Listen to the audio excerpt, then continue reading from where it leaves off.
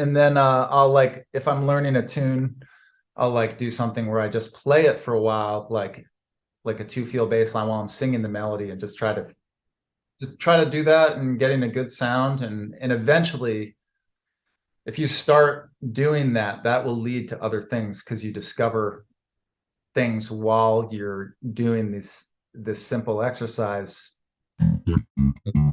Welcome to episode 109 of the Bass Shed podcast. My name is Ryan Roberts.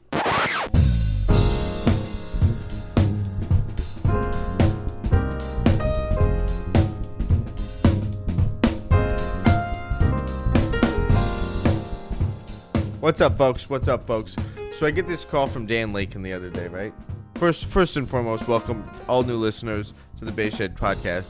For regular listeners, you know I'm tight with Dan Lakin, and the folks over at D Lakin Basses, which is basically just Dan Lakin. Not entirely true. But whatever. The point of this story is I get a call from Dan Lakin the other day. He hits me up. He's like, yo, man, I'm checking out the episode with Tony Garnier, right? Bob Dylan's bass player. I'm going to have to look this up real quick. I got to see what episode that was. It was very recent. Like, it wasn't that long ago that I talked to Tony, and I love talking to Tony. You know, the folks over at Lemur were telling me, like, oh, you got to talk to Tony. You talk to Tony. Dan Lakin was like, man, you got to talk to Tony. Everybody's telling me I got to talk to Tony. So finally I did. And Tony was episode number, wait for it, 101 of the Bass Shed podcast. That's what Tony was on. Back to the story. Dan hits me up. He's like, I got some notes. I'm like, oh, do you, Dan? You got some notes for me? He's like, yeah, I got some notes. I'm like, all right, bring it, dude. What do you got? This is note number 1. Ryan, do you know what bizarro means? And I just started laughing. I would like to say with him, but he wasn't laughing. I was laughing at the question.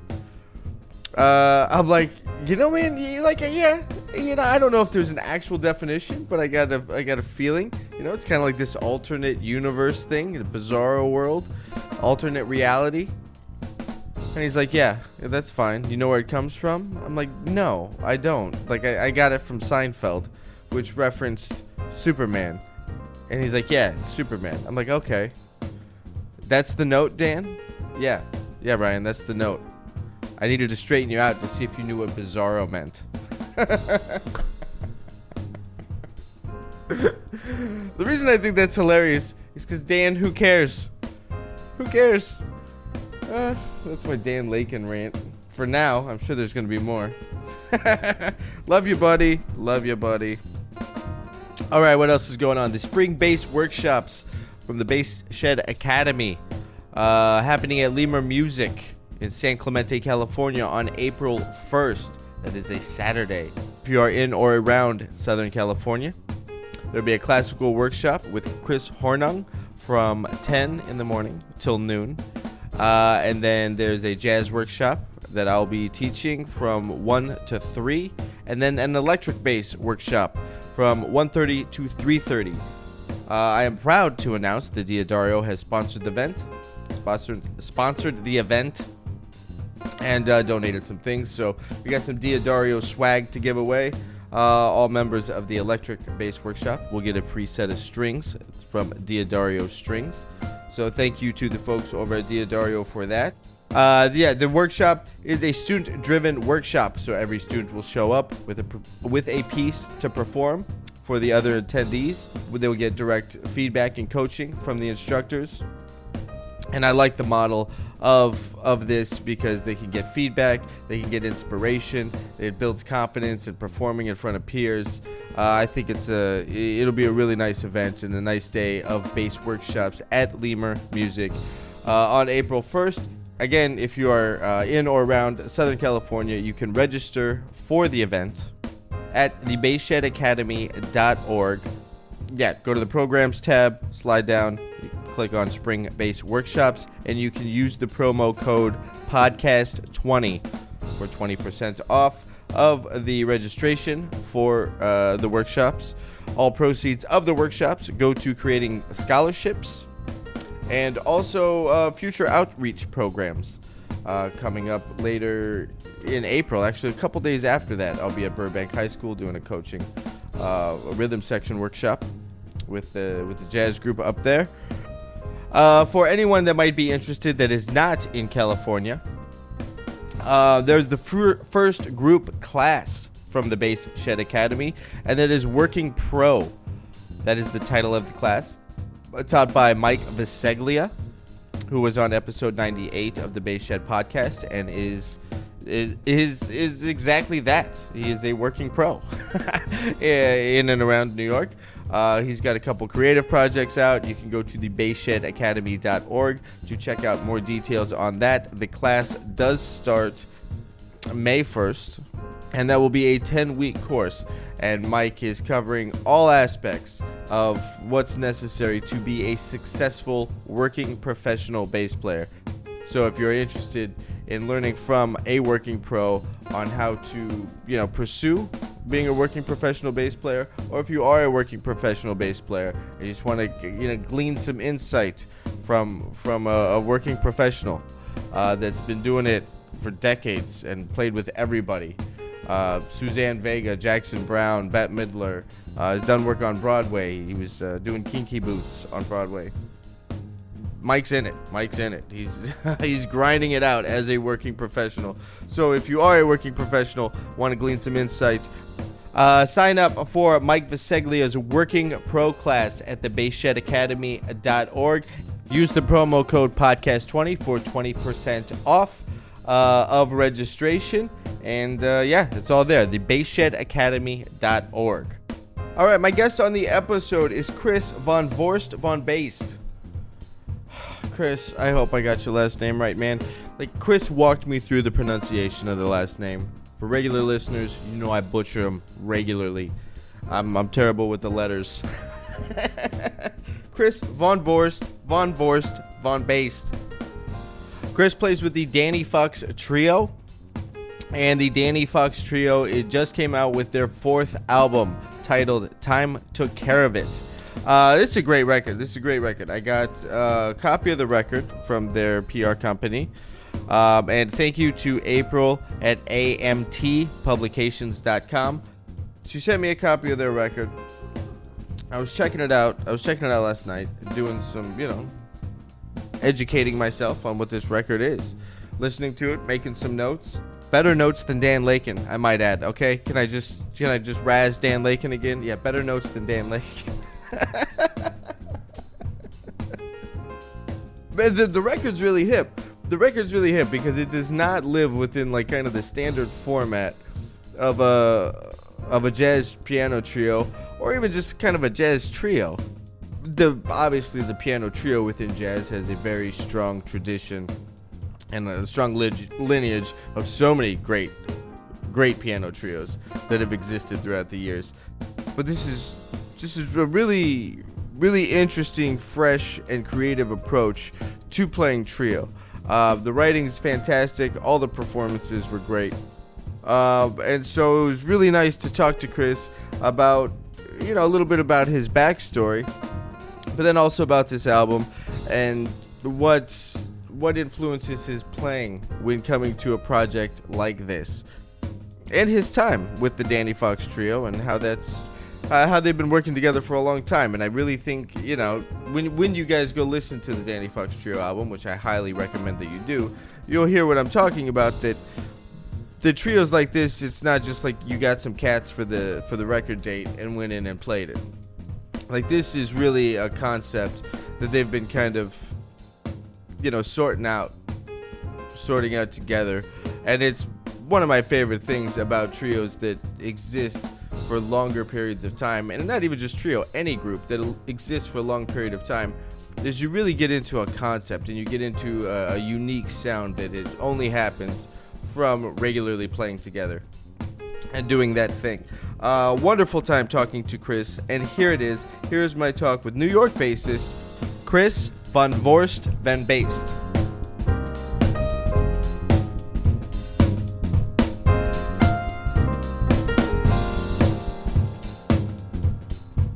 Hey, how you doing, man?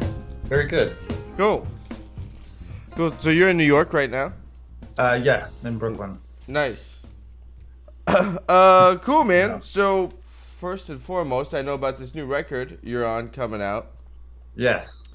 What else do you have going on? Let's get to know you a little bit. Where are you from originally? So I grew up. I was born in Maine, and I grew up in a very small town. It still is. It's called Pownell, Maine. Okay. Um, it's like still less than 2,000 people, I think. Oh my gosh, that's Yeah, really small. it's really small. It hasn't changed much. It's like a small farming town. The kind of place where, my nearest neighbors were sort of like across the next field. They weren't a mile away or anything, but they were like, I Yeah, had yeah. to walk an acre or something to get there. Right, right. You didn't have like direct neighbors where you had to like, go get the soccer ball from their backyard because you kicked it over the fence. Yeah, I couldn't Right. scale the tree to my, girlfriend's window Yeah, next yeah, door. yeah, yeah, yeah. Although that would have been nice Yeah, to have that too. But sure. no, very small town in Maine. Um, Okay. How long did you live there through most of your adolescence and school? I did, yep. I lived there and I sort of like slowly moved south. Like I was there through high school and then I immediately went to college and went to University of New Hampshire, Okay. which is, just the next state over, Right. um, heading south. And then from there, I started to play music around Boston. And then eventually I moved and lived in Boston for a short period before moving to New York. Okay. Yeah. What was bass your first instrument? No, actually, tenor saxophone was my first real instrument. Okay. Um, excuse me. I think it was in I mean, we were when we were kids, we were always like messing around with the piano or a recorder or whatever instrument. Those were the instruments generally around our house. But Yeah. there you hit that grade, I think it's fourth grade, where you have to choose an instrument. And I Right. took saxophone and I was into it. I actually had a little band, but I think I had asthma, like a sort of a Oh. mild case of asthma at the time, and I was having some sort of like breathing problems with it. So I didn't really stick with it afterwards, after Okay. a couple of years. Yeah. Then when did you get involved with the bass? I got into the bass in high school. I first got into electric bass. My brother is a drummer. Okay. Um, and so, whenever you have I'm assuming anyone who has a brother who's a drummer, they pressure, their Yeah. younger brother to play bass so that they Right. can have someone to play with. Um, but yeah, so I started playing electric bass in high school, and towards the end of high school, I picked up an upright bass. I think it was the summer of my junior year, and yeah, that's when I switched over and got like that's when I sort of started taking it seriously right away. How were you exposed to it? If it's such a small town, was there was there someone you saw playing it? Was it some Yeah, recordings you heard? yeah, mainly through my brother, but also he was a drummer. He was a couple years ahead of me in high school, and he played in a band that was like one of the probably the best rock band in that high school. They were sort of like the Led Zeppelin of Greeley High School. Okay. Um, but there was a friend of ours who was a long time friend. We're still friends today, but we grew up together, and he was someone we all looked up to musically. Like he played piano, played electric bass, and I remember he was just like a really great electric bass player.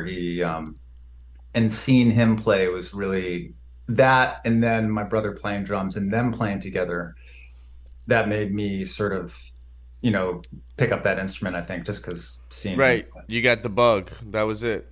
Yeah, yeah, hearing that, but also just hearing someone. I mean, it was great hearing my brother play, but it was also just hearing someone like he was playing piano, he was writing music. It was hearing, someone being really creative Right. with something outside of what you were sort of exposed to at that point. Sure. And so that I think that was part of the impetus. And then there was also early on, before I even started playing, there was this jazz club in Portland at the time called the Cafe No. Okay. And I wasn't necessarily really into jazz yet, but we started making trips out there. I mean, Portland's only about 20 minutes away, but we would go see these shows, and they'd have music that was incredible. They were bringing down acts like these great musicians from Boston and New York, George Garzone, um, Bob Moses, Ben Mm, Street, Kurt Roy, like okay. all these like very like creative musicians from Boston and New York who were, Sure. and we were starting to go check out shows there, and I didn't even really know what I was hearing, Yeah. but I knew that I liked it, Okay. and there was something mysterious and new and great about it. Yeah, So yeah. So yeah. that's when it. So then, where did that send you? How did that? Didn't you start buying a bunch of records and trying to their records and investigating them through recorded history? Yeah, I started. This was like the CD era, and so Yeah. I was starting to, buy, CDs on. There were a couple of labels at that time that were like sort of the hot, like new records, new like sort of records in that of younger musicians who might be exciting at the time were coming out, or if there was a musician I was looking for in particular, like I remember I found out about a couple players, and I'd like look for records that had them on that. And then from there I'd Sure. get exposed. Like there was this label Crisscross, Yeah. and then another one, Fresh Sound, New Talent. I don't Um, remember that one. I remember Crisscross, and I can't remember who was on it mhm. that I was buying records from at the time. Um, Yeah. Yeah, they were. I'm not even sure they're around anymore, but Fresh Sound, New Talent is around. That they were okay. a label based in, I think, Barcelona, and I actually ended up recording for that label a couple times later. Oh, cool. But those were like, so I was like starting to buy CDs and check out and get exposed to new music through that, and through that club, and then through my brother. Okay. Yeah, Okay. And then when did formal education of this music begin? that was when I so that was what I was just describing, was like the tail end of high school. Yeah. And then so I picked up the acoustic bass around then, decided I was just getting into it pretty seriously right away, and went to University of New Hampshire, where they had um I auditioned and got in, and they had like I'd say a music program that was really well suited to me at the time. Like there was a lot of Okay. excitement, and they had this great traditional jazz series where they brought up all these, great masters. A lot of focus on like older musicians, a lot of whom have since passed. Sure. Milt Jackson, Clark Terry, Oh man. Okay.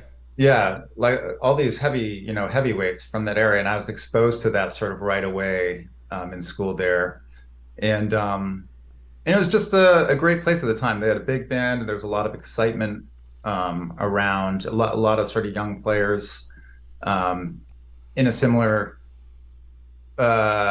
situation as me, like excited and new to it, and eager to play. And so yeah, that was where I started studying there and playing with people there. Okay. Yeah.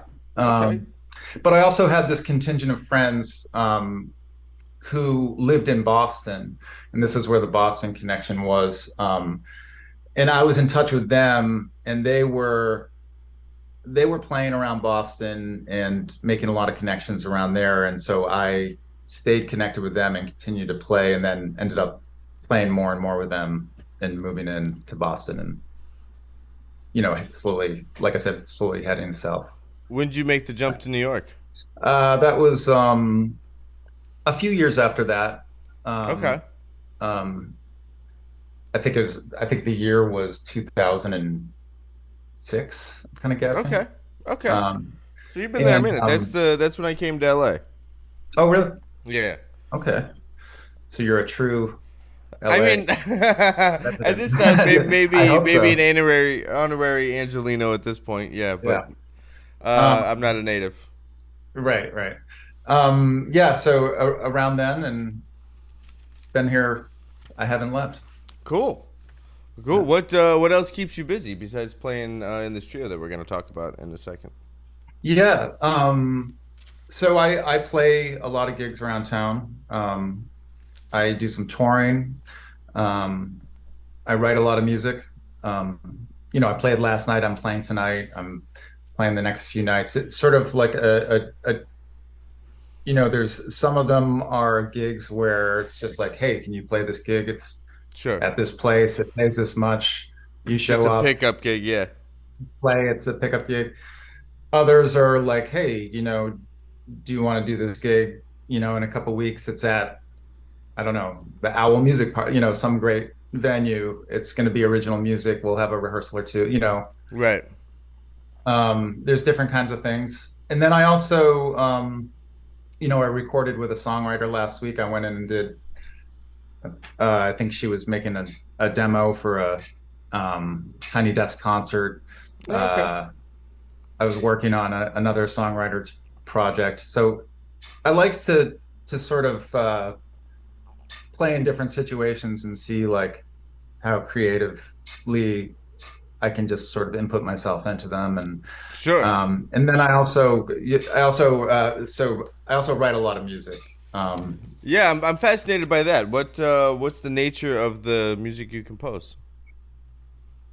Yeah, so I guess a lot of different stuff in the sense that I write music that I play, which Hmm. tends to be more improvisation or um, based situations where the idea is you come together and whatever you're writing is sort of a vehicle for which the band can improvise with. Sure. Um, but then I also write chamber music, and I say that sort of in quotes, like chamber music can mean a lot of different things, but the idea is that it's for instruments that are more often found in orchestra. Hmm. Like I actually finished recently a piece which was for a wind quintet, you know, which is flute, oboe, clarinet, French horn, and bassoon. Okay. Um, and those are through composed compositions where I'd say that the language is, I mean, the language is from all of my influences, but I'd say the idea is that it's coming more from the contemporary classical canon Okay. sounds of that music. Okay. Who are some composers throughout history that have informed your approach to writing chamber? Yeah, a lot. Benjamin Britten, Hmm. Darius Milhaud, Ned. There's so many people who I've checked out. I went through this weird phase more recently. This great composer who passed, Ned Rorem. He actually just passed it a couple of months ago, but he was this great American composer of the 20th century, and I just went through this phase where I just discovered all this incredible music by him. But I've gone through different phases. I went through a phase where all I listened to was Debussy, I think, and almost had to sort of like Yeah, get yeah, out of yeah, it yeah, by just like yeah, being yeah. like, okay, I can't listen Right. to Like that rid yourself anymore. of the Debussy thing. I Yeah. need to branch out. Sure. But yeah, I try to, and there's a problem in the sense that there's just too much music. Like people are constantly like, "Hey, are you familiar with this? This is one of my favorite. This symphony is one of my favorite pieces." And I'll be like, "I'd like to be familiar with it, Sure. but Yeah, there's only exactly. so much time." Right. I try to listen to a lot of music, but I definitely have certain things. The ones I listed are a few of the influences that things that Okay. influence. Yeah, I think generally their sound worlds, you know, bring me in, make me feel like that's closest to sort of like where I feel I what speaks to me musically. Those Okay. things. So do you really kind of pull from the 20th century composers? Well, the ones I named, yeah, I Yeah. mean, and that's always that can change, but those have been huge influences. It's Sure. not it's not necessarily all 20th century though. Like I listen to I went through a period where I was listening to a lot of Schumann. Um, I also have gotten like really into Gesualdo, Okay. Monteverdi, Bach. Hmm. Um, but like I said, there's only so much time. Yeah. Yeah. Exactly. Do you practice classical bass at all, or do you listen to it more as a composer? Yeah, no, that's a great question. It's one that I kind of like um, struggle with a little bit. It's because sometimes I feel like, oh, I uh, I write music for I write music that I don't play sometimes, or a lot of the music I write will be music that I don't play, and then I play a lot of music that I don't often, or I practice music that I don't really write that much. It's Yeah. kind Yeah. of it's something that's been a bit of a, honestly, like sort of like it's felt in the past like a sort of a split personality as a musician, but I've been more and more trying to sort of bring those things together in But in what capacity? Like forming your own group where there's still a high what's the word I'm looking for? It's still kind of based in improvisation, or putting together like some kind of chamber thing that you both write and perform in. Ben. I have to say it's a great question, and I mean you can probably even tell just because I'm not, I have to think before I answer, but no, you really nailed it there. I think it was 2017 or 16. I've sort of formed this way of doing concerts for a while, which sort of got interrupted, of course, a couple of years ago. Sure. But I was doing this thing where I would have one group, which was usually a cello, a pianist, and a clarinet, and they would be on stage, and at the same time on stage would be a upright bass, me, Hmm. usually drums and saxophone. So it'd be like two trios. And Okay. the whole concert would sort of work like this. One trio would play a piece that was through composed that I wrote. And then the other trio, us, we would do an immediate improvised reaction Okay. to So the you guys piece. are playing free in response to the through Yeah. composed. Yeah, That's yeah, pretty exactly. cool. That's pretty Yeah. cool. It is. It was a great way to frame a concert, honestly. Sure. Which is a lot because a lot of times you can go to like a really good concert, but if even if everyone on stage is playing really well, if it doesn't have some kind of thread or through line Sure. or reason or some kind of frame around it, or direction to the program, sometimes it can feel a little like, well, what just happened, Yeah. and I like this because, like, even if people don't know what they're listening to, like for instance with a chamber piece, or if it's not their usual, it, like anyone coming in off the street could sort of identify what's happening at least right away. Like, oh, there's this thing that's being played by this group, and they're playing something through composers, no improvising, and Right. then this other group is like responding to that. That's And pretty cool. it's yeah, I'd like to do more with that idea. It sort of got interrupted. I had a few concerts, and it was really fun. And Yeah. I think people watching it also liked it. I think it's cool because I mean I like the nature of free music in general, not just the idea, but I like the aesthetic of free music. But it definitely keeps a through composed piece really fresh because Mhm. it'll never sound like, even though it's dictated, it'll never sound that way again. Which there's something exciting You're talking about about that. the Like, well, improvisation because or the piece? you one of the trios, the with the clarinet, it was clarinet, piano, cello. That's a through Yeah, composed piece, right? that's a through composed piece. Yeah. Yeah, so it'll, if you have a jazz instrumentation playing free in reaction to it, it'll never sound, the whole Right. experience will never It's happen that always way again. Yeah, right. and Yeah, totally. that free music has to impact, on the micro, how the other players are performing. There's all this like energy and sort of a little bit of tension there Sure. because of the setup itself. Um, but also like it's amazing as a performer. Um, it's really surprising. Like I remember thinking before the first time I did it, I was thinking like, well, what if we don't know what to play after? I mean, that doesn't usually occur to an improvising musician. Sure. If you improvise, you usually can, make your way in any situation. But it crossed my mind just because you're putting on a performance. But like, it never once did we not immediately have some kind of directed energy like right away based Mm-hmm. upon, just playing after, a piece that was played. Right. Okay. So were you? Let me understand the format. Was it so? Was the free music played right after or with? Afterwards. Oh, okay. In Yeah, my yeah. So mind, like it's the through composed thing was happening, and you guys were responding to it, at the like same playing this, time. yeah, like this musical commentary. I mean, that's a whole other. That's what I thought it was in my mind. I'm sorry I confused it. That's why I thought that the through composed piece would always sound different.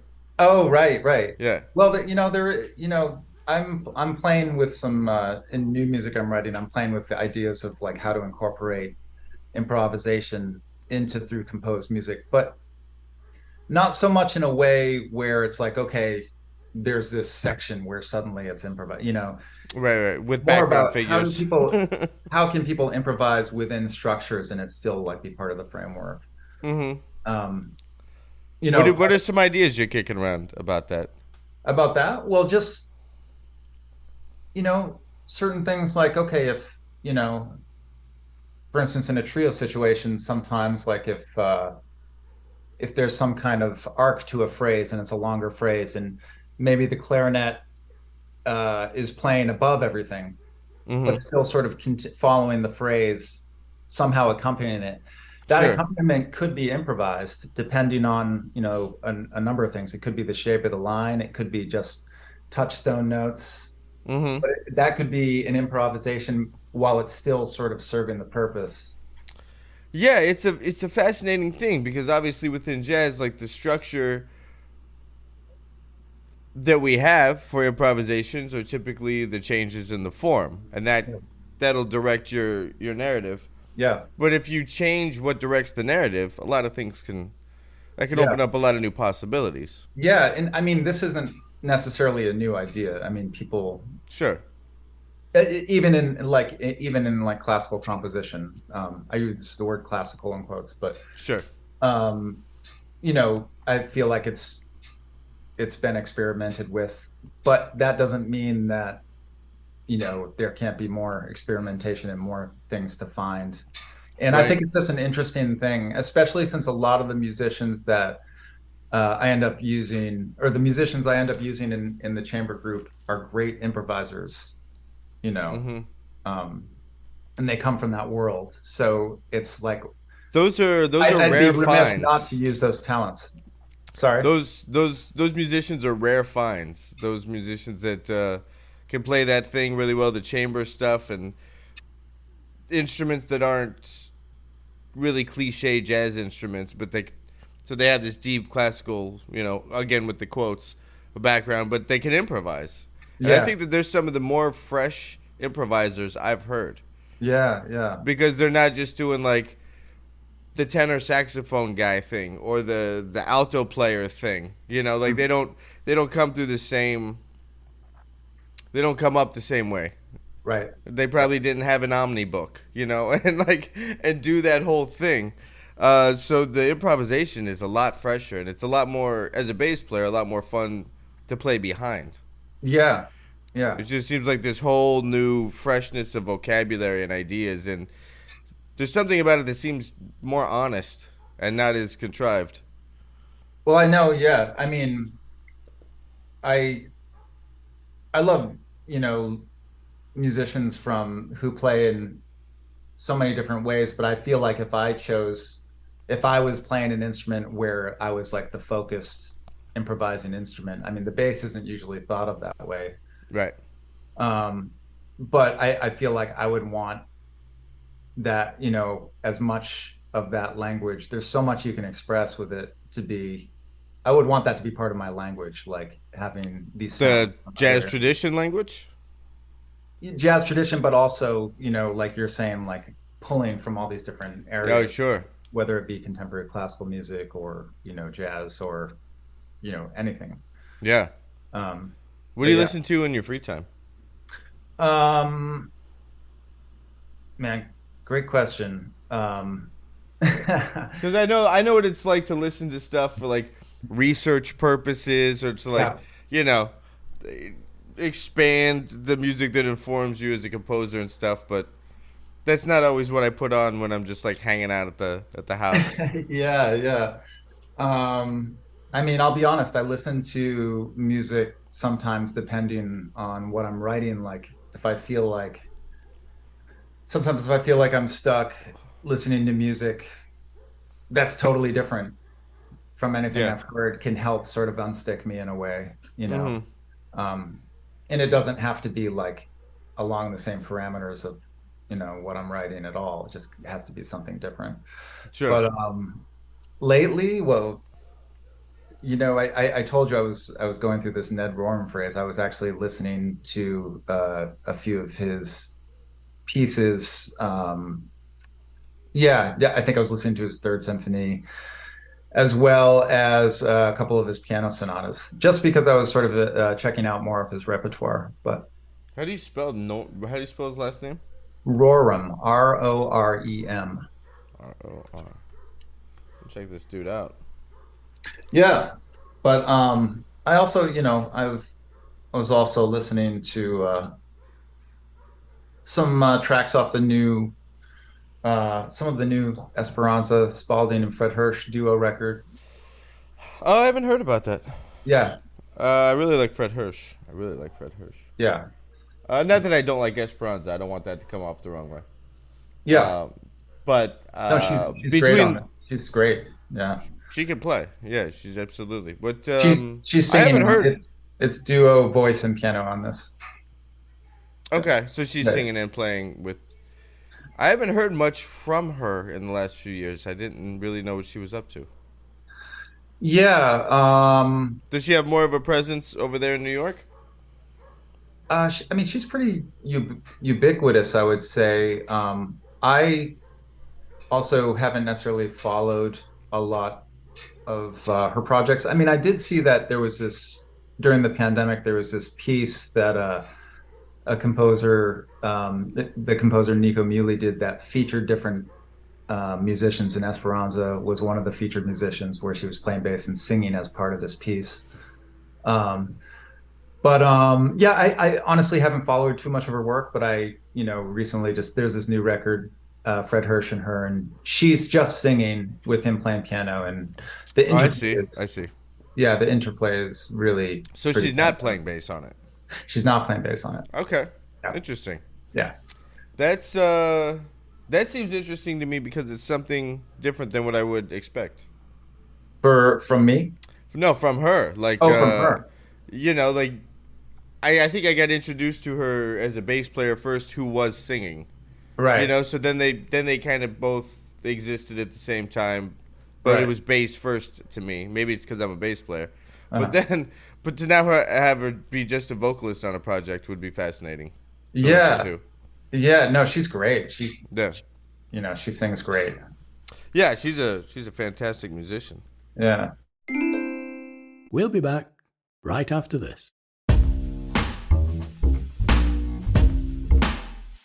All right, what's up, folks? A new thing I'm doing is offering up the middle of the show to you.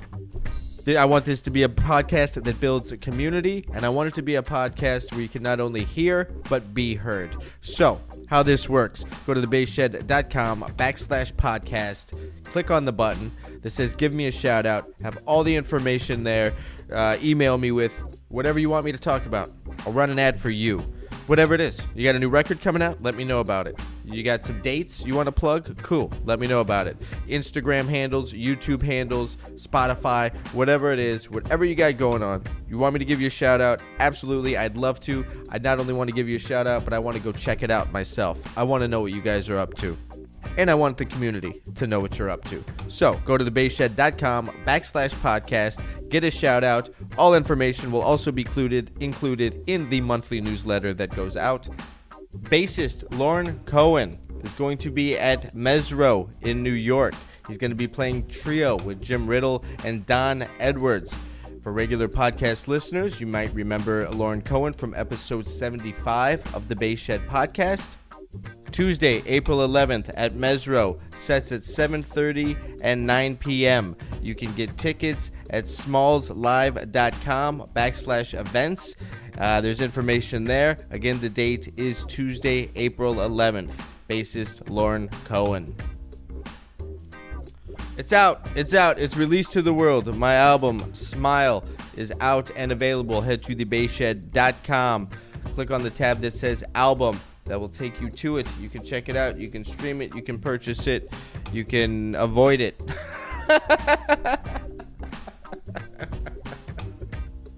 Man, I'm terrible. I am terrible. Yeah, not great at plugging my own stuff. But you can go there. It is out into the world. I have received some very sweet comments related to the record. This one comes from Lawrence Ethan, who has been on the podcast. Let me pull up what he sent me. A very sweet text. The text reads, I can't stop listening to your album. It's so compelling. There's so many influences intertwined there. Sure, it's jazz instrumentation, but there are threads of rock and popular music.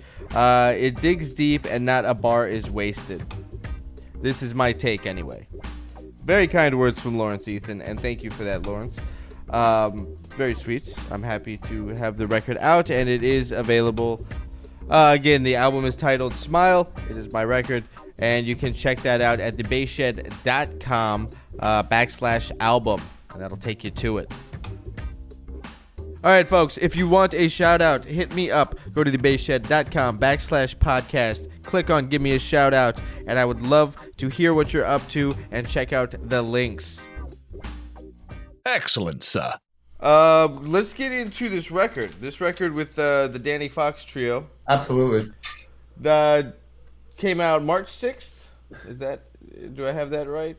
April 7th. Yeah, is the release. April 7th, yeah. But there was a single that got released yesterday. Okay. Yeah. Is this a group that you play with regularly? Yeah. So we've played together as a trio for, I think 12 years. I might be off. It might be longer. But for a long time. And we sort of go through spurts, just because everybody's sort of schedules can get busy. And, but like after the pandemic or towards the, I don't know, what do you say, the second half of the pandemic, when people were starting to try to make music again and come out and figuring out what that was going to be like. Yeah. Well, we decided that was a good time to record a record, or Danny decided. He's like, hey, yeah, I think the plan was we were trying to do something like this before, and then of course that happened. So anyways, there was a lot of, we ended up getting together and going into the studio, and I think there was just like a lot of 2 years of sort of pent up aggression that we took out on the music. No, good. In a good way. There's a lot of I think there's a lot of energy there, and and we've played together for a long time, so it's that old sort of cliche of putting on the baseball mitt that you've had since you were right, that always seems to fit. Yeah. From checking out the record, there's a group concept there that sounded like you guys have been working at this concept together for quite a while. Yeah. It's it is a different take on the jazz format of You're not the first person to say that. I don't know. Which is good because I mean you get burnt out on it, Right. Just like, okay, I have the melody, and then here's the order that the solos are gonna happen. Maybe there's a slight amendment to that, but if there's an amendment to the solo order, we all kind of know what that's gonna be. Like like that's just default number 2. Yeah. So it's really nice to hear things that break out of that mold. Yeah. Oh, well, cool. Um, how has I mean I heard some ideas that were through composed with playing free around it. Yeah. Um, things like that were really nice to hear. Mhm. How is playing in the trio kind of changed your bass playing, or what are some challenges that playing in this trio have made you address?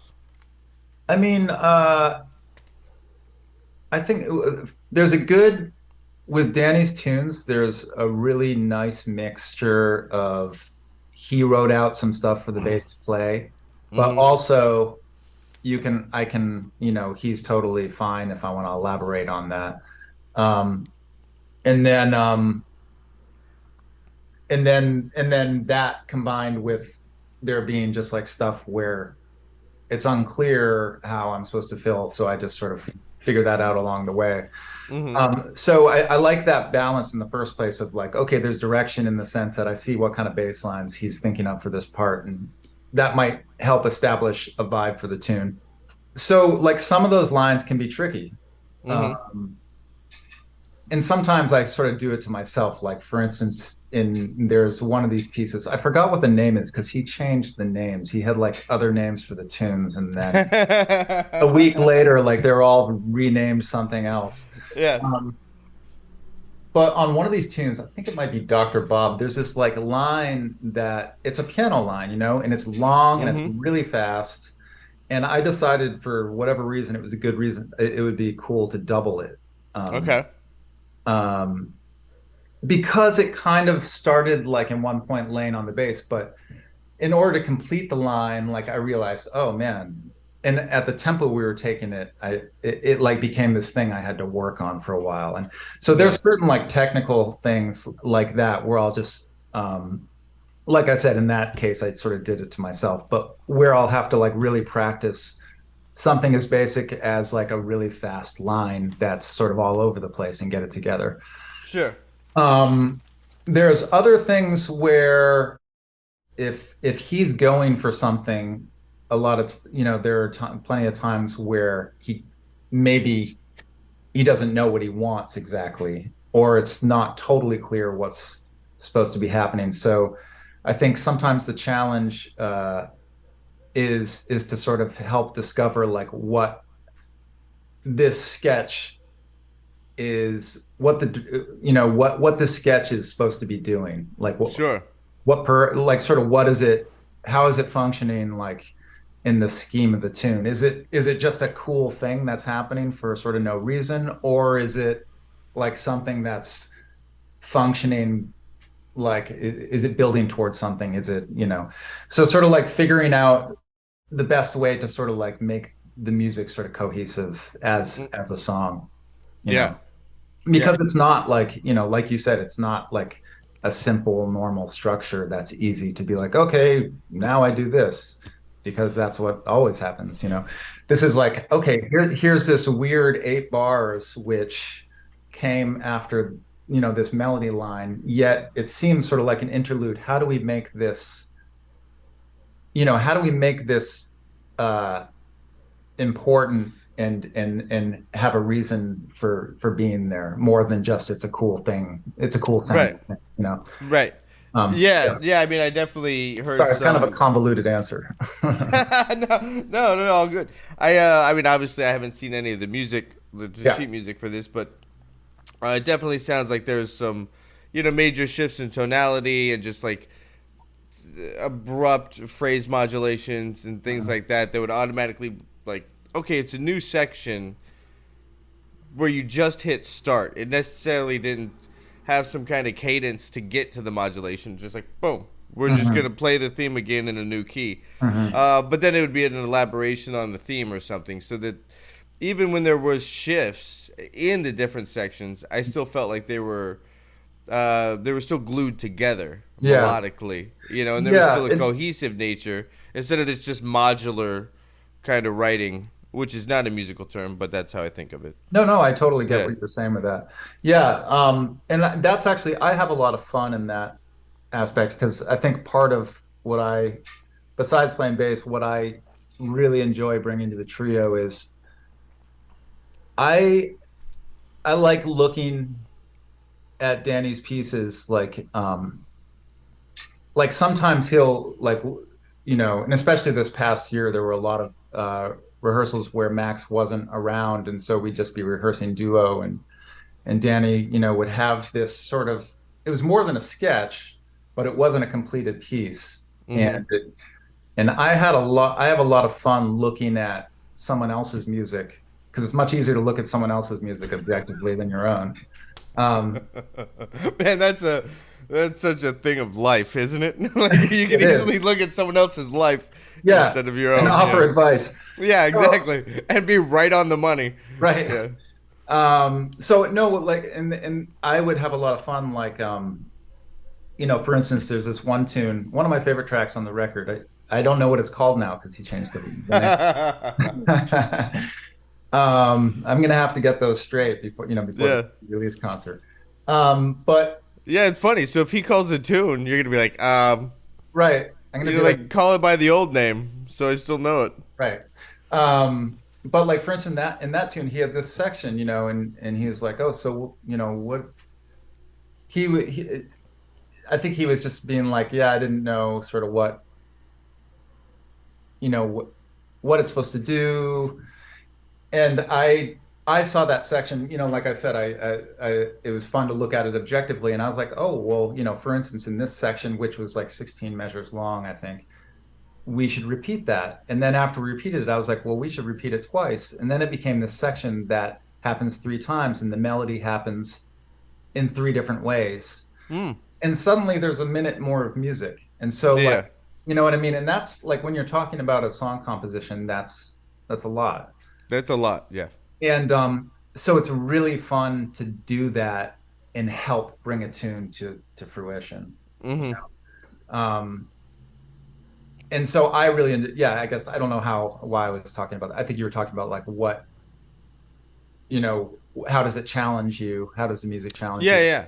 Well, that's so part of it is bass playing wise, but another part of it is having fun with like being able to offer, my perspective on parts like that, and then help like bring a tune to fruition. It seems like you two are coming from very similar places compositionally. Has he had a big influence, or you had a big influence on him? Did you guys kind of come up together? Because it seems Um, like, from what you described, you were into compositionally and just aesthetic wise. All of those things are very evident in this trio, also. oh, okay, yeah. I would say that, yeah, I think there's definitely, I'm sure I've been influenced by Danny's music in Mm. ways that I don't know. Yeah, of course, of course. Um, and um, and I think that I think that maybe the one difference with this, or not the difference, but the thing with these tunes is that it does it is different than normal piano trio music, but it's still, I don't know. I wonder if Danny would agree with this, but I would say the point is still based around improvisation at some point. Mm-hmm. That's sort of the emphasis, although I wonder if he would agree with me. Um, but the colors he likes to explore in the longer forms, Mm-hmm. and that's all definitely stuff that I really like about his music. And then also he has a really nice thing where like he also just likes to find a really nice groove and get Yeah, in, yeah. um, which of course as a bass player I think you would probably appreciate that. Yeah, yeah, I think we can all. I mean, I think musicians in general, all when it's just locked in and feeling good, like, cool. Yeah. That's the best. Um, how much time do you still spend, given that you're pursuing more creative outlets within music and composition ideas? Do you still dig into the jazz tradition A in the lot. sense of like going back and checking out those records and A lot. yeah, My days are like when I have a free day, I usually split it in half where I'll start the morning composing for a few hours or a Do couple you hours. write better in the morning? Is that kind of your? I wonder. I mean, ideas come to me at different times, but that's when I like make myself get into it. Okay. And I do love the morning. I will admit that. Okay, Um, you're a morning guy. well, I just like that fresh energy. You woke up, Yeah. um, whatever happened the day before is behind you. Sure. Um, but then the second half of the day is like I pick up the bass and I start practicing, and a lot of that revolves around, a great way to practice is just to learn a new tune or work on an existing tune and just work on how to play it well, and you know just practicing simple stuff, but simple stuff that's from the jazz canon. Sure. you know yeah. So you just like memorizing tunes and learning the melodies, like memorizing changes, transcriptions. What approach do you have there? I do some transcribing, Mm-hmm. and then I'll like if I'm learning a tune, I'll like do something where I just play it for a while, like a two feel bass line while I'm singing the melody, and just try to do that and getting a good sound, and eventually if you start doing that, that will lead to other things because you discover things while you're doing this simple exercise. you, Okay. you start to get comfortable, and other ideas, it's like, oh, I couldn't play that. That's such a fascinating idea. I don't remember enough of it to be able to cite it accurately, but I was playing at some Mhm. workshop, and for some workshop that was held at UCLA a few years ago, and the instructor of the workshop Yeah. was having all these students kind of create this drone by singing the same pattern over and over and over, and it just became so um like almost like a trance, like you just like this repetitive thing over and over again, and then improvise vocally over it. And I was playing bass Mhm. under them doing all this stuff, and it was so fascinating to watch these high school students, Yeah. either high school or early college, do this thing and lock into this really simple like 6 note idea over and over again, and then they got so comfortable with it they could then improvise. Yeah, it's about setting up like an environment and for yourself in which you can like start to get into the deeper ideas. Like for me, like I used to do this thing partly because I had some injuries, but where I'd only practice for 15 or 20 minutes and then move on. Or not move on, sorry, take a break before I practiced again. But I found more recent Were you just trying to rebuild physical strength in your shoulder or your hands I or? was just trying to make sure I didn't injure myself by like overdoing it. And Sure, I exhausting figure it. like Yeah. at the time I was like, and it's still smart to do that, but like taking breaks after those intervals was sort of helpful.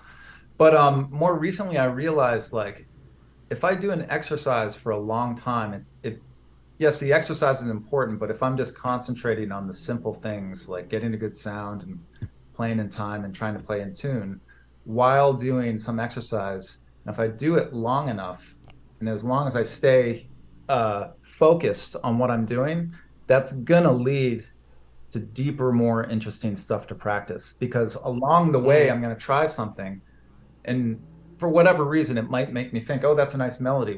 What's happening here? What kind of pattern is that?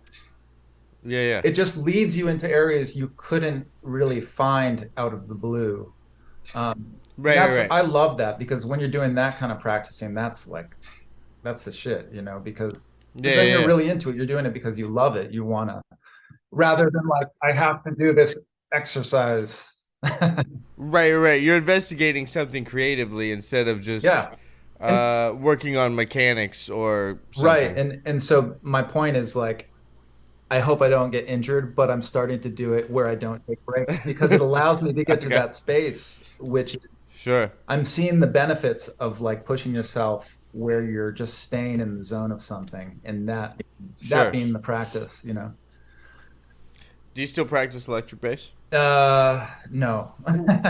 No. I When the double bass came around, did electric bass just take the kind back of, seat? it's funny, like I never was super into electric bass. I mean, for a brief period I Okay. was, but in high school. But yeah, I just like I really gravitate more towards the acoustic. That Hmm. said, I do like playing electric when the occasion happens, and once in a while, someone calls me for a gig, and it's funny because I'll get out. I have a bass. I have an electric bass. Surprise, surprise. Yeah. No, Yay. I get out my bass and I realize, oh man, I have a week before this gig. I really got to go through this thing where I get a blood blister, it pops and heals. Oh yeah. So that's how often I'm doing electric gigs, which is not enough. But who knows, that could change. I mean, I'm not like opposed to it. It's just Yeah. not on my plate right now, but I think electric bass is cool. It's just I happen to gravitate more towards upright bass.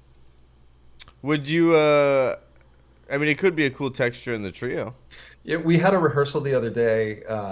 It was like this. It was a photo shoot, but there were instruments down in the basement, and there was an electric bass, like let's call it a piano with character, and a little drum set. And we played a couple tunes, and it was definitely fun, and it had a vibe with electric bass. So of Yeah. course, immediately that was like, hey, this is you know This is the next Danny record. Fox trio electric record right here. Yeah, yeah, the electric Yeah. band. Although he should have wrote, I uh, think technically in that situation. so it is. It's the Danny Fox trio. Time took care of Hmm. it. A cookbook companion. What does that mean? Uh, That sounds like a band joke that got taken too far. It's like, no, I'm gonna print it, man. That's just what it's called now. Oh, what, dude? You're printing that? Yeah, I'm printing that. That's what that sounds it's like to me. But what's the relevance it's of it's a cookbook it's pretty companion? amazing. Like I actually only found out about it like a couple of weeks ago, but Danny always has liked to cook, and I think Okay. he's just got a bunch of recipes and decided to like make it.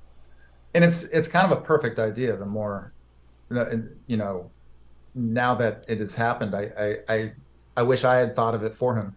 But it's Yeah. yeah, I don't know exactly the layout, but I think there's like these little caricature, not caricature, little sort of sketch drawings that his fiance Risha does. She does these really cool little sketches. I don't even know if sketch is the right word. They're almost like Edward Gorey-esque. Like I don't know if you're Hmm. familiar with Edward Gorey. Um, like I don't know. I'm illustrations, looking. I guess is the right word. Yeah. But each page has an illustration which has to do with the food. Like one is there's the devil serving eggs on a plate, and it's for a deviled egg recipe, or Okay. deviled eggs on a plate. And Sure.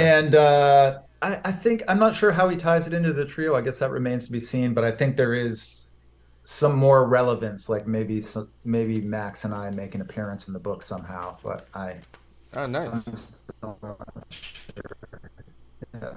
Max is the drummer, by the way. Uh, yeah, yeah. I Um, yeah. figured. Cool. So the record comes out April 7th. I think Yes. that's what I said. Yeah, April 7th. I don't know how to pronounce the name of this record company. I'm An Adhaya Aropa. I will have to look at it to help you with that because it's fairly new to me too. It's a really Okay. really cool new label though. So besides the CD release, you have a gig tonight. You have a gig tomorrow Yeah. night. What are the natures of those gigs, and what else do you have coming up? Tonight is just it's just with a saxophone player. It's duo. It's at Nice. a place, a relatively new place called Artisano. This is one of those Okay. things. I'm friends with the sax player. We've played together a bunch. We're just getting together. We're playing tunes at this place. Yeah, Okay. nothing too out of the ordinary. Yeah. Tomorrow night I'm playing for an off-Broadway thing. Okay. Um, Saturday I have a brunch gig. Nice. Nice. Sunday night I have Mesro with the Danny Fox Trio. We're playing at this great club in Manhattan called Mesro. I know Yeah, of it. it's connected to Smalls. The same ownership as Smalls, and they're also located just like across the street from each other, basically. Yeah, Okay. Killer. yeah. And then are you going to be playing primarily cuts from the new album, or just stuff from the catalog in general? Yeah, as far as I know, it's going to be all the stuff from the new record, and Okay. that there might be like one or two other like one semi new thing. I'm not sure. I think we have a rehearsal Sunday, so we're going to decide uh, if the new thing is together enough or not to play that. Yeah. But you know, it's not a ton of pressure. I mean, it's a great Nice. gig, but it's still, I feel like we're ready to risk that kind of thing. So Okay. Is that you perform there regularly? we've done a few gigs with this group. I've played at Mesro 3 or 4 times at least. Yeah, Okay. yeah, yeah. It's Okay. Do you guys ever do any touring? uh, You pretty much stay in and around the New York we're area? actually doing a little touring in April, in the second week of April. We're just it's a short thing, but we're doing like 4 days. We're doing I think a thing in Maine, a thing in Massachusetts, and a thing in New Hampshire, and then maybe one other thing in Maine, maybe two things in Maine. So it's just 4 days. Okay. Are those because of your main ties? Were you did you spearhead those? I tried to help because I remember when Danny Yeah. was booking it, he was like, "Hey, if you have any helpful Yeah, connections, I'm connects. trying to fill this date." And I definitely reached out to a couple people, but I think something else. Oh, actually, no, it was through a connection. Yeah, it was through a drummer friend Okay. of mine, RJ Miller, who lives up in Maine. He's a great Nice. drummer, and I think it was through him he put us in touch with this supposed to be this new sort of great venue up there. Right? I guess we'll see. We'll see how it is when we get up there. But yeah, it's supposed to be a great spot. Yeah, there's Lamont Block That's and Blue look like the that's the two one. main clubs. Lamont Block. That's the new venue. Blue is a place in Yeah. Portland. We're also playing there. Yeah. Okay. Yeah. Cool. Well, fantastic new record, man, and thanks for taking the time to do the Man, podcast. thanks so much. Appreciate it.